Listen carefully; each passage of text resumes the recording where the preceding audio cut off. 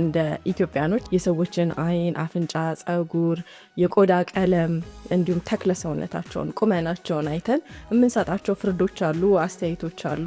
የምናነጻጽርበት መንገድም መስፈርትም ሆኗል። ባልና ሚስቱን ራሱ ታነጻጽሪያለሽ።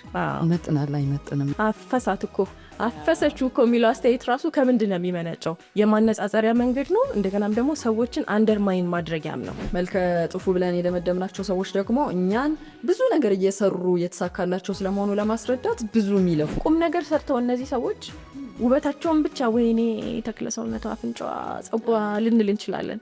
ስለዚህ የሰሩት ቁም ነገርና ስራ ገደል ገባ ማለት ነው። ሸፈነው መልክ ብቻ አይፈልግም፣ አይወድም። የሆነ ስታንዳርድ ስታወጪ ልጆች ላይ በተለይ ልጅነት ላይ ታዳጊነት ላይ ሲሆን ጥርሴ እኮ አያምርም፣ ቁመቴ እኮ አጭር ነው፣ አይኔ አያምርም፣ ጸጉሬ አያምርም የሚሉ አስተያየቶች አንቺን ማሳነሻ መንገድ ሆነው ስለመጡ ሌላው ነገርሽ ላይ ትኩረት እንዳታደርጊ። እሱማ እንዴት ሴት ወልዳ እኮ ገና በሁለተኛው ቀን ሄደን ልጁን አይተን የመልክ ስታንዳርድ እናወጣለን። ውበትን የሆነ ቦታ ለመድረስ መሳሪያ ማድረግ ሆነ ወይም ደግሞ በተቃራኒው ውበቱንና ውበቷን ተጠቅማ ነው እኮ ይሄን ያሳኩት ተብለው ታምተዋል።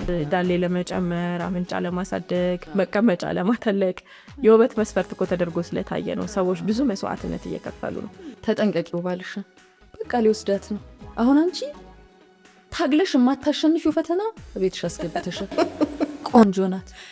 በዚህ በተክለ ሰውነትና በውበት ምክንያት ብዙ ሰዎችን አንገት አስደፍተናል።